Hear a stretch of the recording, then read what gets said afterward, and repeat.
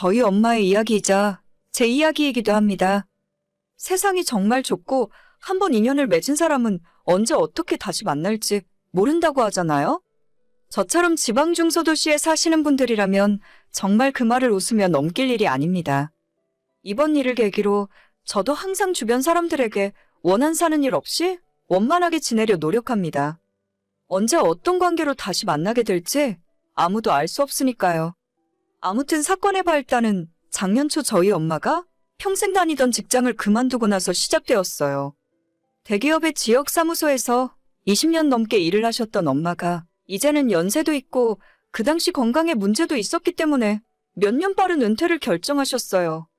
마침 회사에서도 명예퇴직 비슷하게 퇴직 지원금이나 이것저것 조건을 좋게 해주었기 때문에 엄마는 은퇴하시고 병원에서 6개월 정도 치료를 받으셨죠. 사무직 일을 오래 하셨기 때문에 허리도 안 좋고 손목 통증도 맨날 달고 사셨어요. 저희 부모님 두 분 모두 평생 착실하게 살아오셨고 재산도 적지 않게 모아놓으신 덕분에 노후 대비는 걱정하지 않아도 될 정도입니다. 저희 아빠나 나머지 가족들은 엄마가 은퇴한 김에 편하게 쉬시길 바랬어요. 평소 엄마가 배우고 싶어 하던 피아노도 배우고 다른 여유 있는 아줌마들처럼 문화센터에서 수업 듣고 여행 다니면서 사셨으면 했습니다. 아빠가 아직 회사를 다니고 계시는 데다 당장 엄마가 나가서 돈을 벌어오지 않아도 될 정도의 집안 상황은 됐으니까요. 그런데도 저희 엄마는 집에만 붙어있기 심심하고 사람이 정신멀쩡하고 아픈 곳 하나 없는데 놀고 먹는 것이 죄악이라 하시면서 다시금 일자리를 알아보셨어요. 당연히 엄마가 전에 일하던 회사로 재입사는 불가능했고 50대 중반이 넘는 나이에 사무직으로 뽑아주진 않더라고요. 이곳저곳 알아보다가 결국엔 지역 내에 있는 인력사무소 업체에 연락을 했고 음료수 공장 일자리를 소개받았습니다. 저희 엄마 말에 따르면 일 자체는 어렵거나 힘이 많이 드는 일은 아니었어요.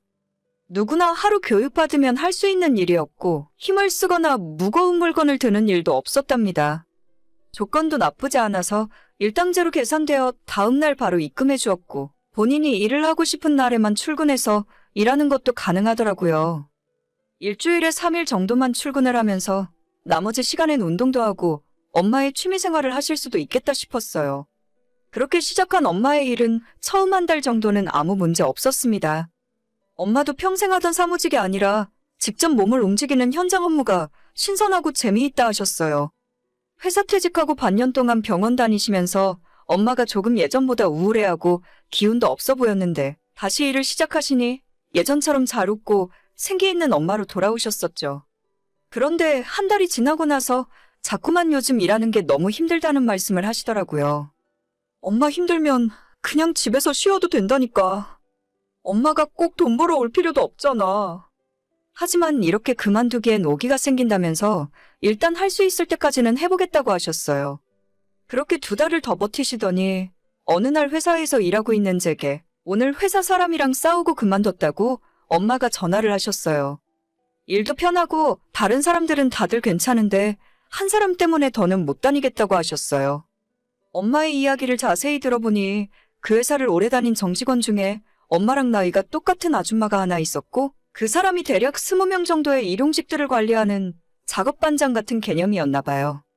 일단 모든 일용직 사람들에게 하대하고 반말은 기본이고 나이가 많던 적던 완전 아랫사람 다루는 것처럼 대했답니다. 그러다 보니 일용직으로 일하는 사람들 사이에서 그 아줌마 때문에 더는 일 못하겠다며 그만두는 사람이 한둘이 아니었죠. 사람의 인간성은 별로지만 그 회사에서는 경력 15년이 넘은 베테랑이었기 때문에 일용직으로 일하는 사람들을 잘라버릴 수 있는 권한도 있고 정해진 8시간 근무가 끝나고 3시간 정도의 추가 근무를 시킬 수 있는 어떠한 권한도 갖고 있다고 들었어요. 그래서 일용직 일을 오래 한 사람들 중에는 그 아줌마한테 잘 보이려고 선물을 주고 나이는 본인이 훨씬 더 많더라도 반장님 하며 존칭을 사용한다 하더라고요. 저희 엄마가 보기에 그런 모습들이 부당하다고 생각했고 돈을 더 벌 수 있는 추가 근무를 차라리 안 하더라도 그런 여자한테 알랑방귀 뀌는 일은 하지 말아야겠다 결심하셨는데 어느 날 쉬는 시간에 화장실을 다녀온 저희 엄마를 붙잡고 그 여자가 왜 근무 시간에 마음대로 화장실을 가느냐고 화를 낸 적이 있답니다. 아니 이봐요. 지금 라인 돌고 있는 거 안 보여? 나한테 얘기도 없이 마음대로 화장실을 가게 되어 있나? 엄마는 눈도 하나 깜짝하지 않고 회사 규정상 2시간을 일하고 10분 쉬게 되어 있지 않냐고. 지금 내가 하던 자리에 다른 사람이 들어가서 하고 있으니 걱정 말라고 대답했어요. 저희 엄마 말이 맞는 말이었고 실제로 근무 시간에는 라인이 계속 돌아가고 있기 때문에 한 사람 2사람씩 번갈아 가며 10분씩 휴식 시간을 갖거든요. 그런데도 무작정 시비를 걸었던 그 아줌마는 본인에게 말대꾸하냐면서 화를 냈고 주변에서 참으라고 말리는 바람에 그 당시에는 더 이상 일이 커지진 않았답니다. 하지만 다른 아줌마들과는 달리 할 말 다 하는 저희 엄마에게 그날 이후로 앙심을 품었고 티나게 괴롭히기 시작했대요. 어느 날에는 출근 다 해서 업무 투입할 준비를 마친 상황인데 저희 엄마한테만 오늘은 일이 없다면서 집에 가라고 했었고 또 어떤 날에는 일요일 출근을 강요한 적도 있었죠.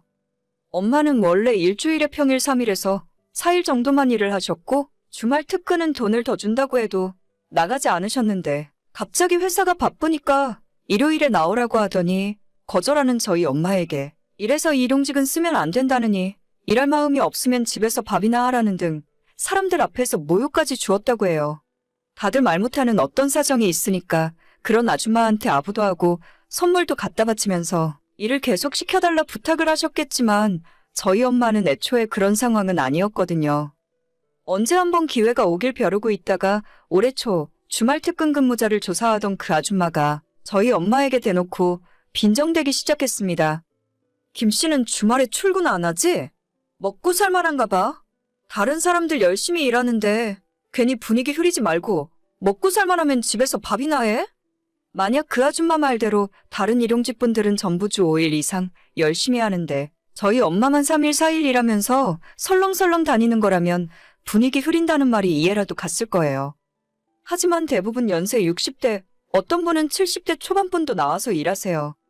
5일 풀로 일하시는 분이 절반 정도라면 나머지 절반 정도는 3일 정도 하시면서 소일거리로 생활비 벌고 쉬엄쉬엄 하시는 분들입니다. 그런데 콕 집어서 우리 엄마한테만 그런 이야기를 한다는 것은 싸우자는 이야기가 맞는 거죠? 엄마도 참지 못하고 거기서 폭발했고 내가 여기 일을 안 하면 안 했지. 당신 같은 사람한테 이런 소리까지 들어가며 참을 이유 없다고 맞받아쳤다 하더라고요. 근무 시작 전에 사람들 다 모여 있는데 2사람 사이에 고성이 오가면서 싸웠고 그 여자가 정직원이라 어쩔 수 없이 저희 엄마가 그날 일을 그만두고 집으로 돌아오셨죠. 저는 엄마가 회사 생활을 20년 넘게 하시면서 한 번도 다른 직원들이랑 싸우거나 문제 생겼다는 소리를 들어본 적도 없습니다. 집에 돌아와서도 분이 안 풀리셨는지 엄마는 한참 동안 그 아줌마 욕을 하셨고 저랑 아빠는 이제 그만 있고 당분간 집에서 쉬시라는 말씀을 드렸어요. 엄마는 생각지도 못한 직장 텃세를 한번 경험을 해보시고는 일하러 가기 겁난다고 하시면서 그 뒤로는 지금까지 집에서 살림하시고 아파트 헬스장에서 운동하시면서 지내고 있습니다. 저희 집이 당장 먹고 살 돈이 부족한 것은 아니라서 편하게 지내도 상관없었지만 엄마는 당신 스스로 돈을 못 버니 쓸모없는 사람이 된 것 같다면서 우울해하셨어요. 그리고 저는 3년 만난 남자친구가 있었고 내년에는 결혼할 생각까지 하고 있었습니다. 정말 운이 좋게도 제가 재작년 청약에 당첨되었는데 내년 상반기 완공해서 입주 예정이에요. 그때 맞춰서 남자친구와 결혼하고 신혼집으로 쓰면 딱 맞겠다 싶어서 지난달부터 서로 결혼 이야기가 오고 가고 있었죠. 남자친구가 먼저 저희 집으로 인사를 드리러 왔고 부모님은 꽤나 마음에 들어 하셨어요. 저보다 1살 위의 남자친구는 3년 전부터 공무원 생활을 하고 있고 당장 월급은 적지만 정년까지 보장되는 안정적인 직업이었으니까요. 저는 공무원까지는 아니고 공단에서 일을 하고 있는데 연봉은 공무원보다 높지만 무조건 정년까지 보장되는 직업은 아닙니다. 그래서 우리가 결혼하면 서로의 장단점도 보완해주고 어차피 제가 분양받아 놓은 집도 있으니 큰 굴곡 없이 살 수 있겠다 싶었어요. 우리 부모님 허락을 먼저 받은 뒤 남자친구 집에 제가 인사를 드리러 갔었고 당연히 그쪽 부모님들도 저를 엄청 마음에 들어 하셨어요. 특히 젊은 나이에 청약받아서 신혼집을 이미 장만했다는 점이 엄청난 점수를 얻었더라고요. 그렇게 양쪽 집안 인사를 드린 뒤에 자연스럽게 양가 부모님들 스케줄을 고려해서 상견례 약속을 잡았고 대망의 그날 저는 평생 한번 겪을까 말까 하는 일을 눈앞에서 보게 되었어요. 상견례 장소는 개별룸으로 되어 있는 한정식 집이었는데 저희 가족이 약속 시간보다 10분 정도 먼저 와서 기다리고 있었고 정해진 약속 시간에서 5분 정도 지났을 때 남자친구의 죄송하다는 말과 함께 남자친구 부모님이 뒤이어 들어오시더라고요. 그리고 잠시 후에 깜짝 놀란 저희 엄마가 인사도 하시기 전에 어? 하는 소리와 함께 얼어붙었고 남자친구의 어머님도 얼굴을 확인하고는 당황스러운 표정이었어요. 잠깐 10초 정도의 정적이 흐른 뒤에 저희 엄마가 가방을 챙겨 들고는 이런 사람들이랑 사돈을 맺을 수 없다면서 자리에서 일어나시더라고요. 영문을 모르는 저도 깜짝 놀라고 아빠도 놀라서 따라 나갔는데 엄마가 바로 저 여자가 내가 말한 그 여자라고 저런 여자 밑에서 내 딸이 시집살이 하는 꼴은 내 눈에 흙이 들어가도 안 된다 말씀하셨어요.